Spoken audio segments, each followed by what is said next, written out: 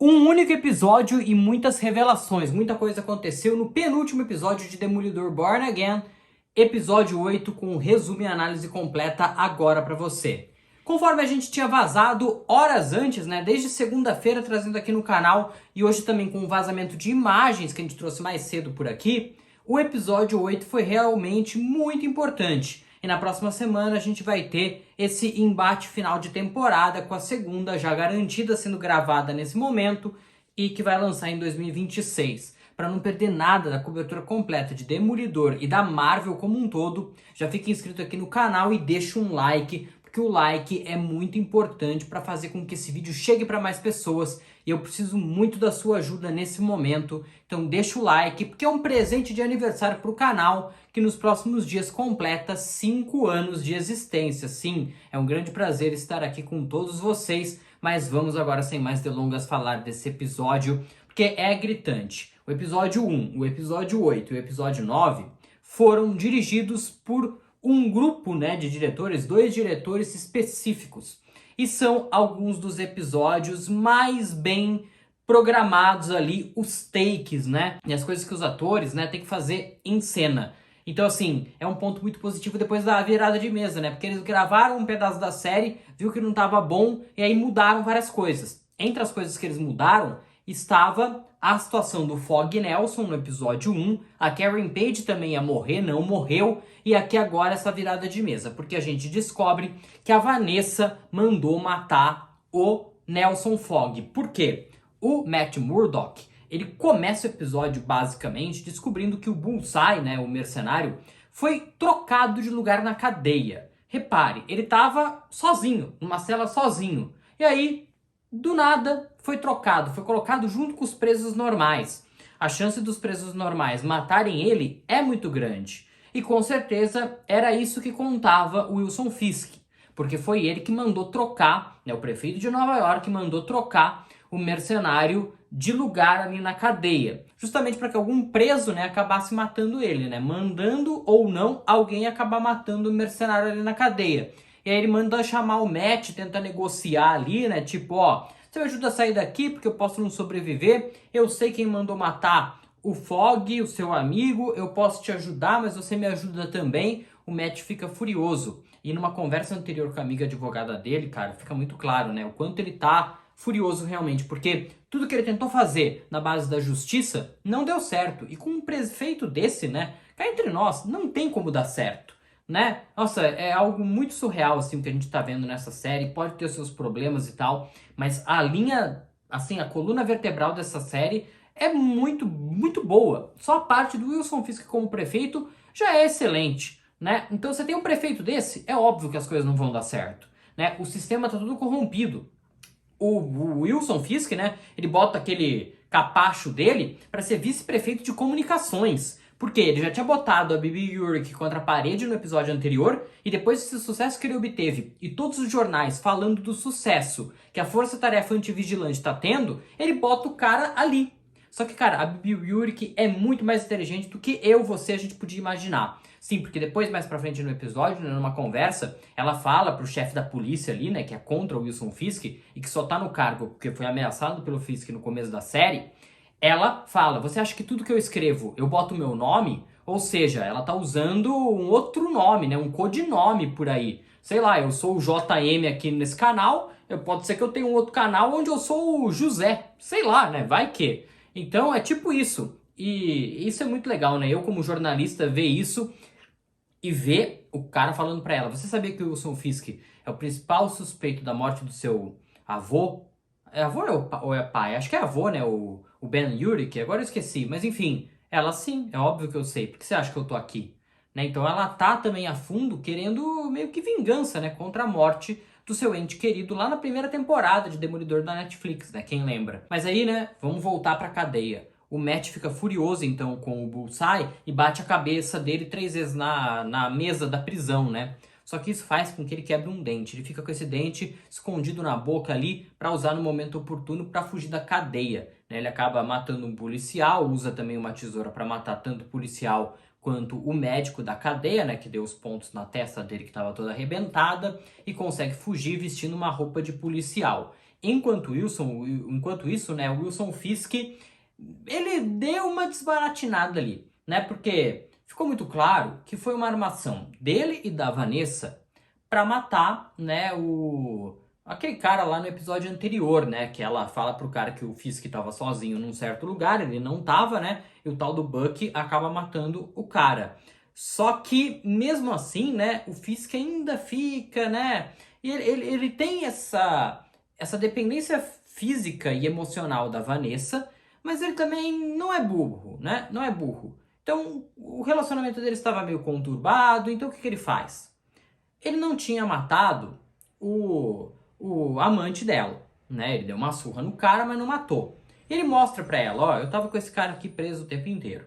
Não que ela não desconfiasse também, né?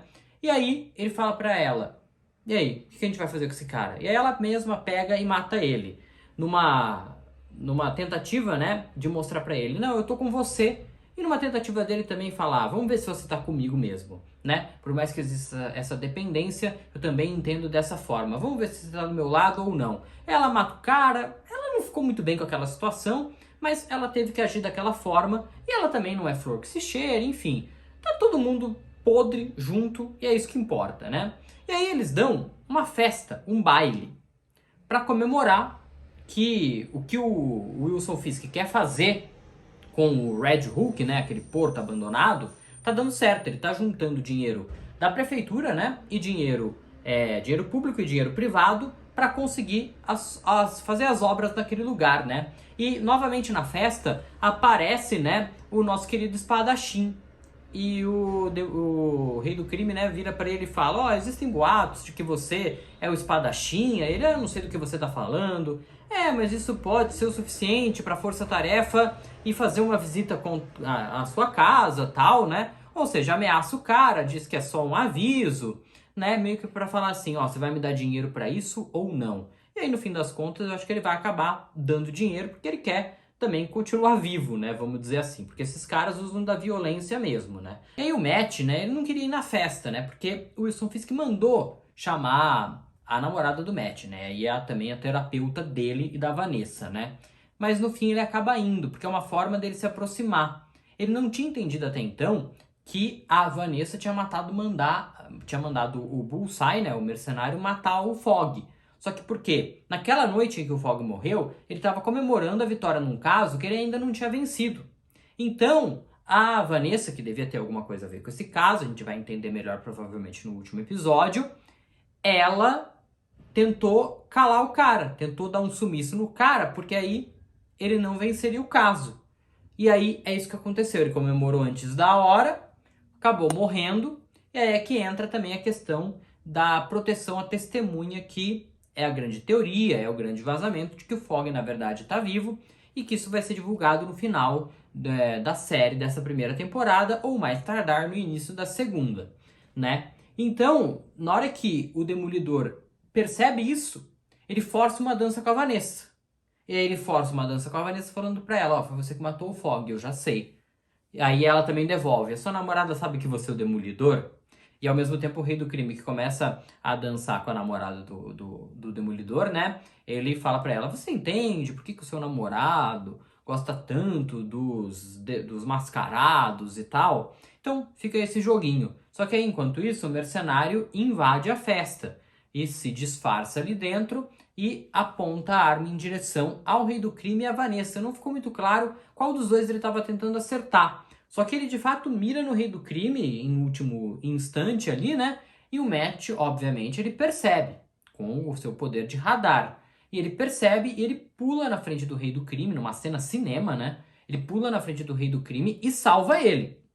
Só que assim, o tiro pegou aqui no ombro, tá? Não vai acontecer nada de muito grave com ele, né? Já sofreu coisa muito pior ao longo de 3 temporadas da Netflix. E aqui nessa temporada ainda até que não, né? Mas lá na Netflix, pelo menos, cansou de apanhar, né? Vamos falar a verdade. Então assim, esse tiro não vai ser nada de muito grave, mas termina o episódio com aquele suspense, né? A única coisa que eu não gostei, né? Porque o Matt pula na frente, e aí o Bullseye fica parado, assim, sabe? Eu acho que o Bullseye, por ser esse atirador que não erra, né? Ele poderia ter continuado atirando ali. Ele fatalmente ia acertar o rei do crime, a Vanessa e tal, por mais que existissem ali os outros policiais da Força Tarefa e tal, porra, ele tinha total condições de continuar atirando e acertar, né? E o rei do crime e a Vanessa saem numa tranquilidade. Então, assim, se for pra fazer uma crítica, é essa, assim. Eu acho que esse momentinho, assim, eu fiquei falando, putz, mas ficou assim, né? Parado, assim. Tipo, eu errei, meu Deus, não assustado. Mas ele poderia ter continuado atirando, né? A mesma coisa que eu falei no primeiro episódio, né? Ele poderia ter matado a Karen Page se ele quisesse. Mas ele não tava lá pra isso. Ele até atirou na Karen pra disfarçar, mas ele tava lá pra matar o Fogg. Agora, a minha pergunta é, por que ele aceitou, depois de tudo que aconteceu no final da terceira temporada de Demolidor, por que ele aceitou a Vanessa mandar ele matar o Fogg? O que aconteceu nesse meio tempo que a gente não entendeu? Porque lá no final da terceira temporada, o mercenário ele prometeu vingança contra o Rei do Crime e não contra o Demolidor. Então aconteceu alguma coisa nesse período, porque se passaram ali 5, 6 anos de diferença, para ele topar matar alguém pra Vanessa, né? E porque foi o momento que o Rei do Crime estava fora. Então ele estava fora, era a Vanessa que estava no comando das coisas. Aquele caso tinha alguma coisa a ver com ela, né? E com os negócios dela ali, criminosos. Então ela mandou matar o Fogg. Agora a minha questão é, por que o mercenário topou isso? Ele não foi capturado, então ele fica à solta por aí para voltar a qualquer momento.